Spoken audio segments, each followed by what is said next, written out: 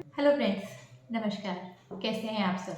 मैं उम्मीद करती हूँ आप सब बहुत अच्छे हैं और अपनी सेहत का पूरा ध्यान रख रहे हैं। ओजस हेल्थ केयर में आज हम बात करेंगे पीरियड्स के पोस्टपोनमेंट के क्या क्या कारण होते हैं, क्या दवाइयाँ ली जाती हैं। आपकी नज़र में कौन सी वजह होती हैं जिसकी वजह से पीरियड्स को पोस्टपोन करना ज़रूरी हो जाता है? कमेंट बॉक्स में लिखकर मुझे ज़रूर बताइएगा। तो आज हम बात करेंगे ऐसे कौन से कारण होते हैं जिसके लिए महिलाओं को पीरियड्स को पोस्टपोन करने की ज़रूरत महसूस होती है, कौन सी दवाइयाँ इसके लिए दी जाती हैं, कब उन दवाइयों को शुरू करने का सही समय होता है और किन केसेस में दवाइयाँ देने में कुछ साइड इफेक्ट्स होने का खतरा होता है। तो आइए शुरू करते हैं। सबसे पहले कि किन केसेस में महिलाओं को पीरियड्स को पोस्टपोन करने की ज़रूरत पड़ती है। हमारी सोसाइटी में ज़्यादातर कुछ रिलीजियस फंक्शंस में महिलाएं पीरियड्स के दौरान अटेंड करने में थोड़ा सा झिझक महसूस करती हैं या ठीक नहीं महसूस किया जाता है इस बात को।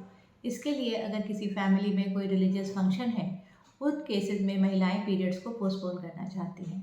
बहुत बार यंग गर्ल्स जिनकी खुद की शादी हो रही है या जो अभी इस दौरान मैरिज के लिए जा रही हैं और उस दौरान उनके पीरियड्स की डेट अगर आ रही है तो कभी कभी वो उसे पोस्टपोन करना चाहती हैं। कुछ केसेस में अगर कोई ट्रैवल प्लान्स हैं, कहीं घूमने जाना चाह रहे हैं, तो ऐसे केसेस में भी पीरियड्स को पोस्टपोन करने की ज़रूरत महसूस की जाती है। या घर में कोई फंक्शन है, कोई मैरिज पार्टी है, ऐसे केसेस में महिलाएं पीरियड्स को पोस्टपोन करने के लिए दवाइयाँ लेने के लिए प्रेफर करती हैं। इसमें रिलीजियस फंक्शन में होने वाले जो प्रॉब्लम्स हैं पीरियड्स के दौरान, इसके बारे में बहुत सारे डिबेट्स हो सकते हैं कि पीरियड्स के दौरान रिलीजियस फंक्शंस अटेंड करने चाहिए या नहीं करने चाहिए। आपकी इस बारे में क्या राय है, मुझे ज़रूर कमेंट बॉक्स में बताइएगा।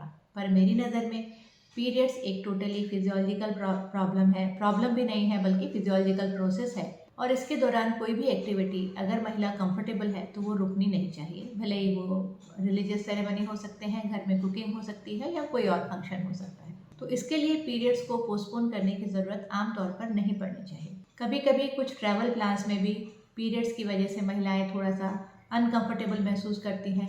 हो सकता है पैड्स को डिस्पोज ऑफ करने का एक इशू हो सकता है। पर ये मैंने देखा है कि आजकल अच्छे जो वॉशरूम्स होते हैं या रेस्टरूम्स होते हैं वहाँ पर ये फैसिलिटीज़ अच्छे से अवेलेबल होती है। कई बार नैपकिन्स को कैरी करना भी एक थोड़ा झंझट का काम हो सकता है। इसके लिए एक बहुत अच्छा और इको फ्रेंडली ऑप्शन मैं आपके साथ शेयर करना चाहती हूँ। वो होता है मेंस्ट्रुअल कप। मेंस्ट्रुअल कप एक सिलिकॉन का कप होता है जो कि वजाइना में फिट हो जाता है। मेंस्ट्रुअल कप को लगाना, निकालना, क्लीन करना और मेंस्ट्रुअल ब्लड को डिस्पोज ऑफ करना बहुत ही आसान होता है और किसी भी नॉर्मल टॉयलेट में ये काम किया जा सकता है। तो इसलिए मेंस्ट्रुअल कप एक ऐसी ऑप्शन है जो कि आपको पीरियड्स में होने वाली बहुत सारी प्रॉब्लम से बचा सकता है।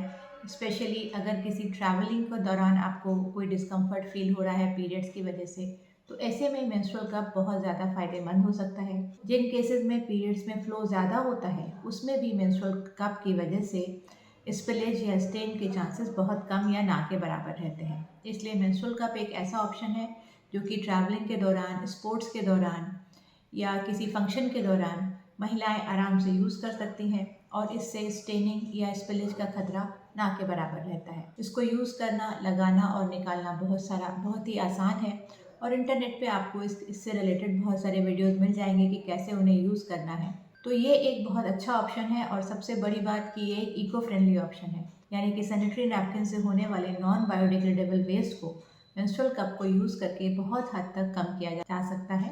और ये एक बहुत ही इकोनॉमिकल ऑप्शन भी है क्योंकि एक बार मेंस्ट्रुअल कप यूज़ करने से तकरीबन 8 से 10 साल इसकी लाइफ होती है। तो इसको बहुत आसानी से और बहुत ही पॉकेट फ्रेंडली के तरीके से भी यूज़ किया जा सकता है। अब बात करते हैं कि पीरियड्स को पोस्टपोन करने की अगर ज़रूरत वाकई में पड़ रही है तो वो दवाइयाँ कब से स्टार्ट की जानी चाहिए।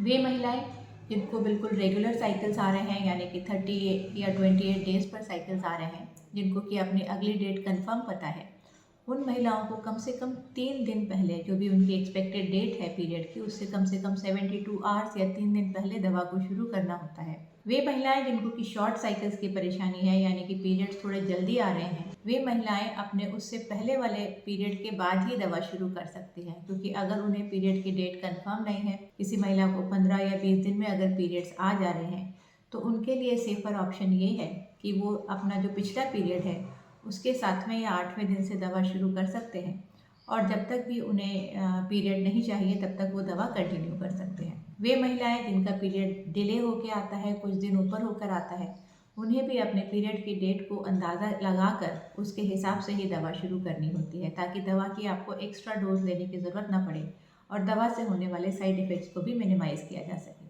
अब बात करते हैं ऐसी कौन सी दवाएं हैं जो पीरियड्स को पोस्टपोन करने के लिए दी जाती हैं। आमतौर पर प्रोजेस्टेरॉन जैसे हार्मोन्स होते हैं जो कि टैबलेट के फॉर्म में दिए जाते हैं।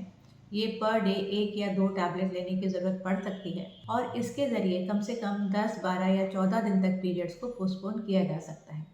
अगर बाई चांस ये पीरियड्स ज़्यादा दिनों के लिए पोस्टपोन किए जा रहे हैं तो उसमें बीच में ब्लीडिंग होने का खतरा रहता है, इसलिए मैक्सिमम 12 या 14 दिन के लिए इनको सेफली यूज़ किया जा सकता है। अगर कोई महिलाएं जो कि प्रेगनेंसी प्लान कर रही हैं या बाई चांस वो दवाएं लेने के बाद उनका पीरियड नहीं आ रहा है और यूरिन टेस्ट में प्रेगनेंसी कंफर्म हो रही है, तो ऐसे केसेस में कोई घबराने की बात नहीं है, क्योंकि इन दवाओं के बाद भी फीटस पर कोई बुरा असर पड़ने के चांसेस नहीं देखे गए हैं। तो अगर महिलाएं विलिंग हैं, उनकी फैमिली कंप्लीट नहीं है, वो प्रेगनेंसी को कंटिन्यू करना चाहती हैं, तो वो अपने डॉक्टर से कंसल्ट करने के बाद उस प्रेगनेंसी को कंटिन्यू भी कर सकती हैं। अब बात करते हैं कि क्या साइड इफ़ेक्ट्स हो सकते हैं या किन बातों का ध्यान रखने की ज़रूरत है वे महिलाएं जो कि पीरियड्स को पोस्टपोन करने के लिए दवाएं लेती हैं। आमतौर पर शॉर्ट टर्म में लिए जाने वाले दवाओं से कोई विशेष साइड इफ़ेक्ट्स नहीं होते हैं, लेकिन अगर ये दवाइयाँ रिपीटेडली ली जा रही हैं या अगर महिला को पहले से ही high blood pressure, stroke, mood disturbances या स्लीप डिस्टर्बेंसेस जैसी प्रॉब्लम है, तो ऐसे केसेस में इन दवाइयों से प्रॉब्लम बढ़ने के चांसेस हो सकते हैं। तो ऐसे केसेस में इन दवाओं को बेहतर है कि अवॉइड किया। तो इसलिए पीरियड्स को पोस्टपोन किया जा सकता है, लेकिन उसके लिए दूसरे ऑप्शंस भी हैं। अगर आपको लगे तो आप उन्हें ट्राई कर सकते हैं, जैसे कि मेंस्ट्रुअल कप।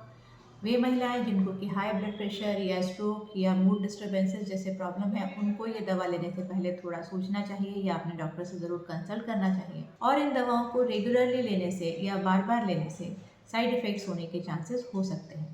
तो इसलिए जागरूक रहिए, स्वस्थ रहिए और खुश रहिए। धन्यवाद।